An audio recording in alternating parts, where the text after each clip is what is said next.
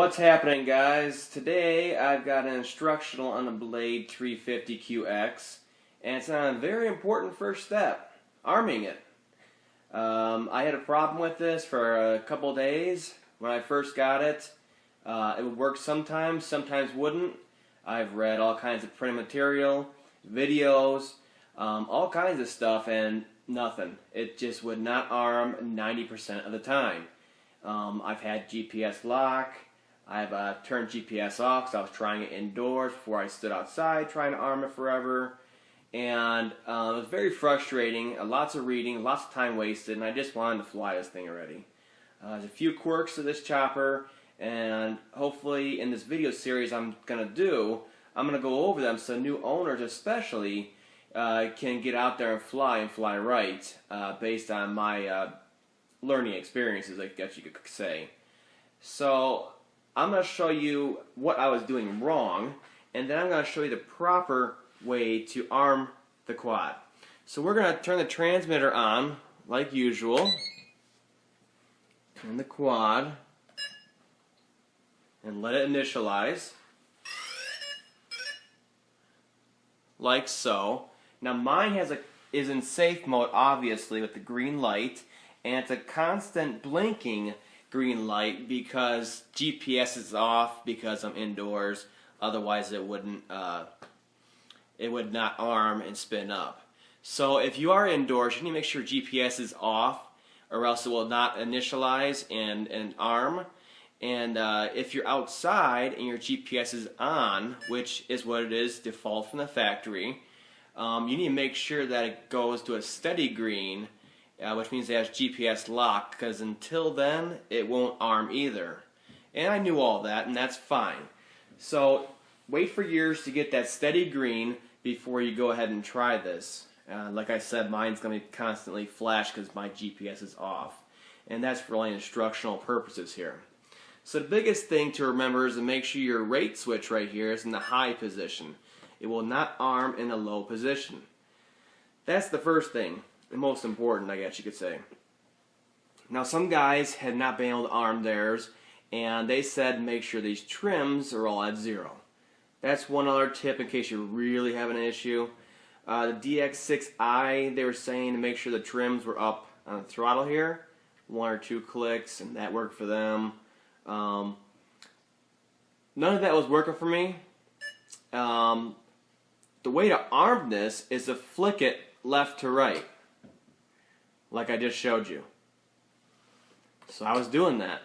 I read it. I made sure my trims were in order. I made sure my rate switch was up. I made sure I had GPS lock if I was outside or GPS was disabled inside. Nothing. This would not arm. And the way this one arms, unlike other choppers I've had, is that it'll actually spin up. The props will start spinning. It'll be at an idle state.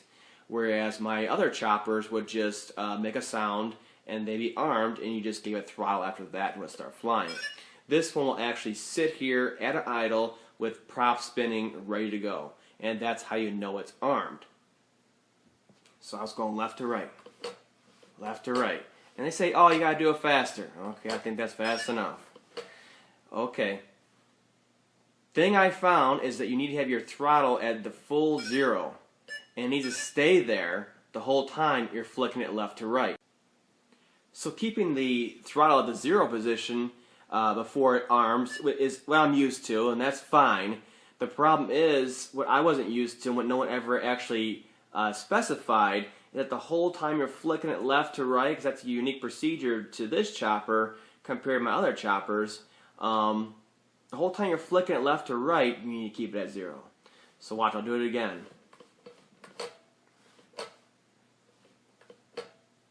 Left, right, let go. Left, right, let go. Nothing. You put it at 0, left, right, let go. And it arms. It's that simple.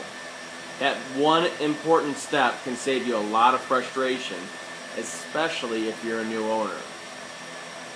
Very, very important. Alright, so now we know how to arm the actual quadcopter and get it up and running. What we need to know now, before you ever take off, is how to disarm those props from spinning. 'Cause as I said, and as you just seen in the arming part of it, they will spin at an idle, a low RPM idle, when it's armed at all times, even with your throttle stick all the way down to 0. So we got to know how to disarm it and cut the power of those blades in case we land, next to a person, a wall. We don't want to start chopping the blades up and ruining it or hurting somebody. So first thing we need to do, of course, is arm it. Now there's 3 ways to do this, and I have a favorite, and we'll go over each one of them here. So the one way to do it is to take your throttle trim and go down a couple ticks. And it will kill it. Now that does take time. Okay, let's arm it again. The other way you can stop them from spinning is to turn the transmitter off. Now as you can see, both of those have a lag, a delay, whatever you want to call it, and there may be some chopping time in the meantime.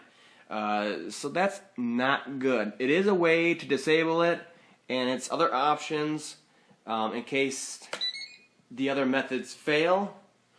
So as you can see, both of those have their own delay of up to almost 2 seconds, and that can do a lot of damage to your quad if it lands next to a tree or a wall or whatever else. So the best way to do it, let me get this thing back up and running.